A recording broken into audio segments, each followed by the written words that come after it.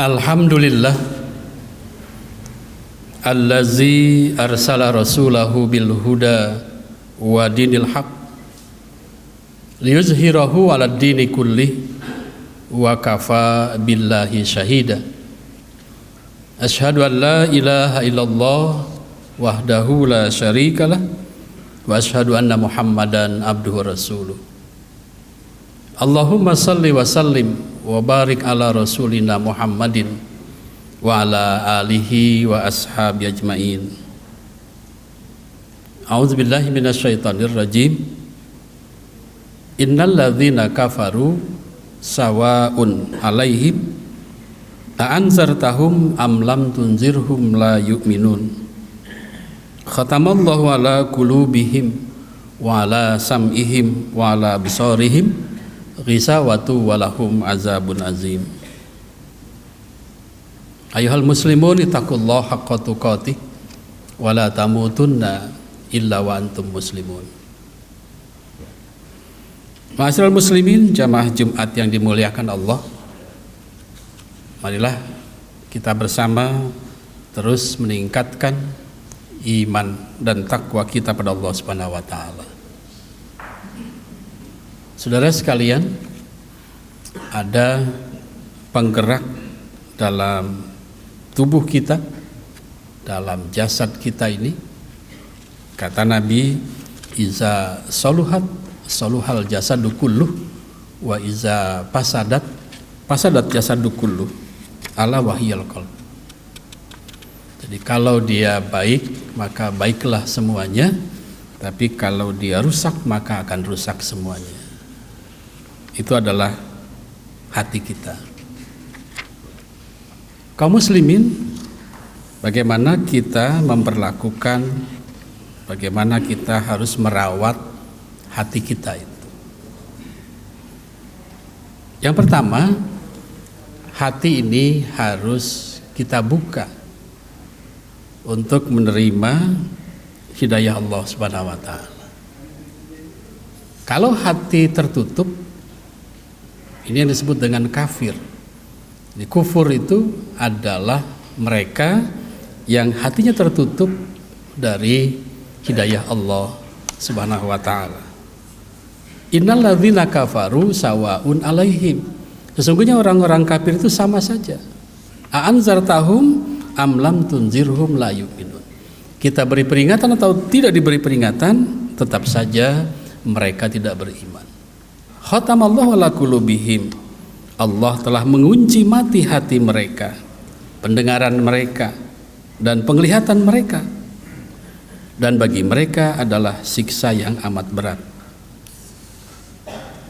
Kaum muslimin, Umar bin Khattab ketika dia belum masuk Islam, hatinya tertutup dari hidayah Allah. Bukan hanya sekedar dia kufur, tapi dia memusuhi Rasulullah, bahkan berencana untuk membunuhnya. Tetapi ketika hidayah itu datang, terbuka hatinya, dan kemudian dia justru menjadi pembela Islam yang luar biasa, bahkan yang orang yang dimusuhinya itu, tapi kemudian akhirnya jasadnya berbaring di sebelah orang yang pernah dimusuhinya, tapi kemudian ia mengubah menjadi sahabat, menjadi orang yang sangat dicintai. Yang kedua, kaum muslimin, hati ini harus dibersihkan. Ya, karena hati bisa juga kotor. Bagaimana membersihkannya? Membersihkannya kalau ada salah-salah alpa dosa-dosa kecil, dibersihkan dengan melakukan istighfar, memohon ampun kepada Allah Subhanahu wa taala. Kalau dia dosa-dosa besar yang dilakukan, maka dia harus bertaubat pada Allah Subhanahu wa taala. Kata Imam Ghazali, hati kita itu seperti kaca. Ada debu-debu yang nempel. Debu-debu yang nempel itu, maka ambillah kain basah lantas dibersihkan kaca itu. Hati yang kotor itu kita bersihkan dengan istighfar, memohon ampun pada Allah.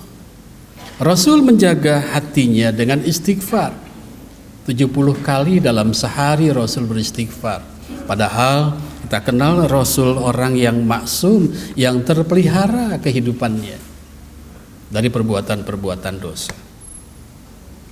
Karena itu kita juga ingin mengikut apa yang Rasul kerjakan. Kita bersihkan hati kita dengan beristighfar kepada Allah Subhanahu wa taala. Kalau ada hilap dan dosa yang besar yang pernah kita lakukan, maka kita disuruh untuk bertaubat pada Allah Subhanahu wa taala. Dan orang yang mau bertobat adalah orang yang di dalam hatinya ada keimanan. Ya ayyuhalladzina amanu tubu ilallahi taubatan nasuha. Orang yang dipanggil taubat itu adalah orang-orang yang beriman. Karena dalam hatinya masih ada secercah keimanan, maka dia akan terbuka hatinya dan kemudian memperdalam hidayah Allah Subhanahu wa taala. Yang ketiga, kaum muslimin, hati ini harus dilembutkan. Kelembutan hati merupakan sesuatu yang amat penting untuk kita miliki. Hal ini karena dengan hati yang lembut, hubungan dengan sesama manusia akan berlangsung dengan baik dan kita mudah menerima nilai-nilai kebenaran. Kelembutan hati akan membuat kita memandang dan menyikapi orang lain dengan sudut pandang kasih sayang.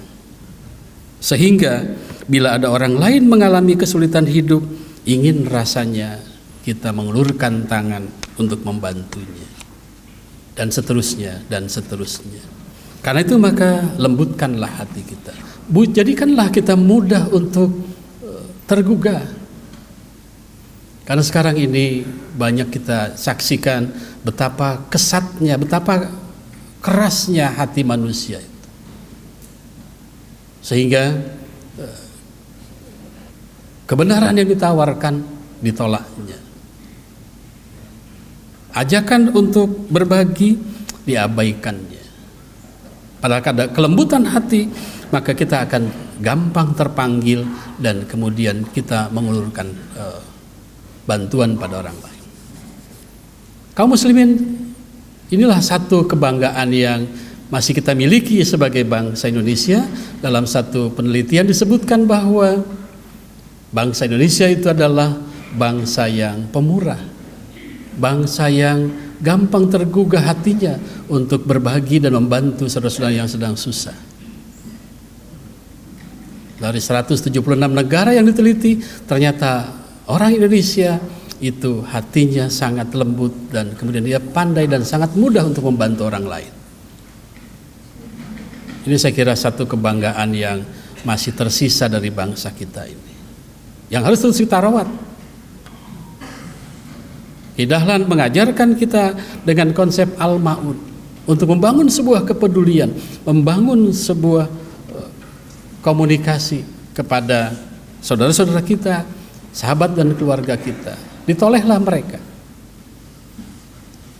Dengan semangat itu kita bisa membantu mereka, membuka hatinya, menyampaikan hidayah kepadanya, dan kemudian juga tidak hanya itu, tapi juga kita bantu secara finansial, ekonomi, dan seterusnya.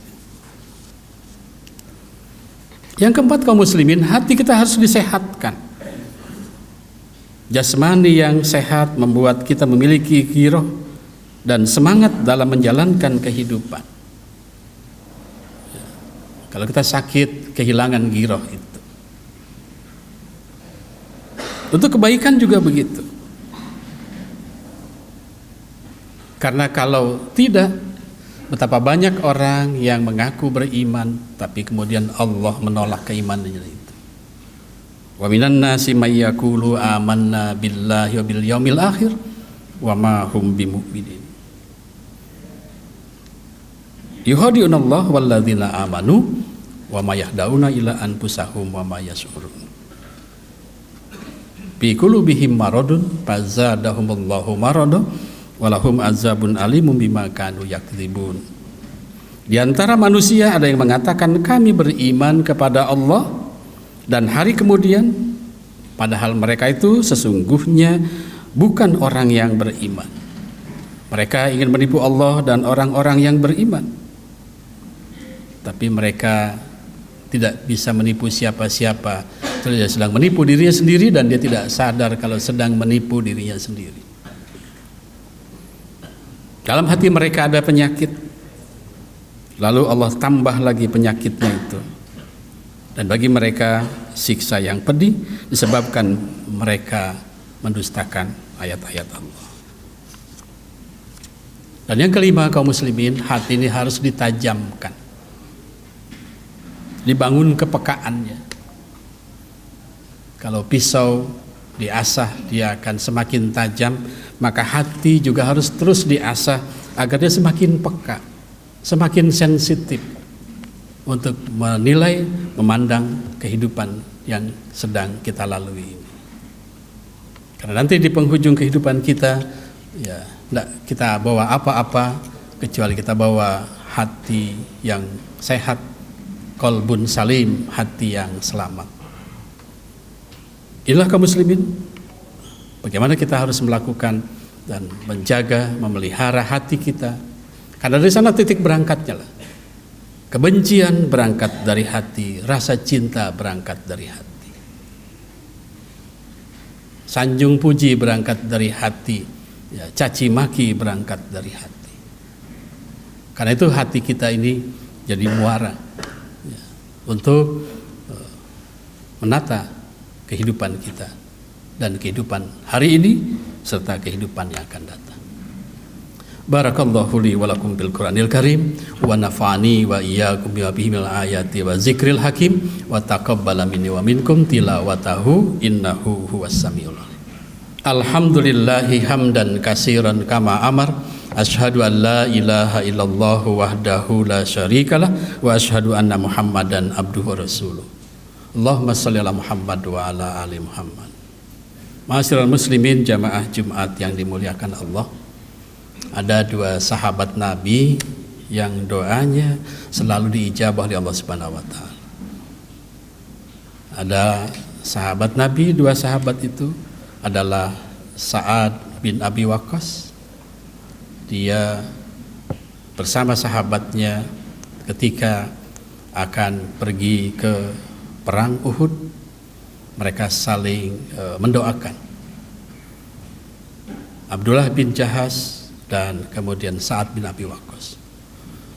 Dua sahabat ini sahabat yang sangat dekat dengan Rasul, dan ketika mereka akan pergi perang Uhud, keduanya pergi ke sudut masjid dan kemudian saling mendoakan. Kata Abdullah bin Jahas, ente dulu yang berdoa, Sa'ad. Ente dululah katanya. Enggak, ente duluan lah, ente yang lebih senior. Kemudian Sa'ad bin Abi Waqqas lantas berdoa, ya Allah, besok saya akan pergi berperang bersama Rasul di medan Uhud. Izinkan aku ya Allah menemui musuhku yang paling tangguh, dan izinkan aku mengalahkan musuhku itu. Kata Abdullah bin Jahas, amin. Kemudian gantian, sekarang kau yang berdoa. Lantas Abdullah bin Jahas berdoa, ya Allah, besok aku akan turun ke medan Uhud bersama Rasulullah. Izinkan aku ketemu dengan musuhku yang paling tangguh, dan biarkan musuh itu mencabik-cabik seluruh tubuhku sampai kemudian telinga dan hidungku dipotongnya dan digantung di atas pohon kayu, sehingga aku syahid karenanya. Ya Allah, besok ketika aku akan menghadapmu, aku akan berkata, aku pernah sekali waktu di dunia ini memperjuangkan agama. Setelah perang berkecamuk, kemudian tak lama perang pun usai, ya, sebagian kaum muslimin balik lagi untuk menuju Madinah, dan sebagian kaum kafir juga pulang karena banyak juga mereka yang gugur di medan perang. Saat lantas mencari-cari mana Abdullah bin Jahas ini. Hari sudah sore, kemudian ternyata Sa'ad menemukan jasad Abdullah bin Jahas tercabik-cabik pedang, dan kemudian betul hidung dan telinganya telah dipotong oleh musuh dan digantung di atas pohon kayu. Kata Sa'ad, saudaraku, ternyata doamu lebih bagus daripada doaku. Kaum muslimin, marilah terus kita bersihkan hati kita bersihkan kehidupan kita, dan kemudian satu saat nanti ketika kita menghadap Allah Subhanahu wa taala, ada sesuatu yang bisa kita banggakan di hadapan Allah Subhanahu wa taala. Amal apa, kebajikan apa yang sudah kita persembahkan untuk dinul Islam, untuk persyarikatan, untuk bangsa dan negara kita ini. Innallaha wa malaikatahu yusholluna 'alan nabi ya ayyuhalladzina amanu shallu 'alaihi wa sallimu taslima. Allahumma ighfir lil mu'minin wal mu'minat wal muslimin wal muslimat al ahya'i minhum wal amwat innaka sami'un qaribun mujibud da'wat ya qadiyal hajat wa ya kafi'am muhimmat. Rabbana zalamna anfusana wa illam taghfir lana wa tarhamna lanakunanna minal khasirin. Rabbana ya Allah, kami sering menzalimi diri kami sendiri. Karena itu ya Allah, ampunilah kami. Sekiranya Engkau tidak mengampuni, maka kami termasuk hamba-Mu yang rugi. Rabbana ya Allah, pada hari ini banyak saudara kami yang sedang sakit, terbaring di rumah atau di rumah sakit. Angkatlah penyakit mereka ya Allah. Angkat penyakit mereka ya Allah. Berikan kesembuhan pada mereka ya Allah. Lapangkan rizkinya ya Allah. Berikan ketabahan pada mereka ya Allah. Berikan kekuatan iman pada mereka ya Allah. Rabbana hablana min azwajina wa zurriyyatina qurrata a'yun waj'alna lil muttaqina imama. Rabbighfir lana wa liwalidayna warhamhuma kama rabbayana shighar. Rabbana innana sami'na munadiyan yunadi lil iman an aminu bi rabbikum fa amanna. Rabbana faghfir lana dzunubana wa kaffir anna sayyi'atina wa tawaffana ma'al abrar wa tawaffana ma'al abrar. Rabbana atina fid dunya hasanah wa fil akhirati hasanah wa qina azabannar. Ibadallah, innallaha ya'muru bil adli wal ihsan wa ita'izil qurba wa yanha 'anil fahsya'i wal munkari wal baghi ya'izukum la'allakum tadhakkarun wa la dzikrullahi akbar. Aqimissalam.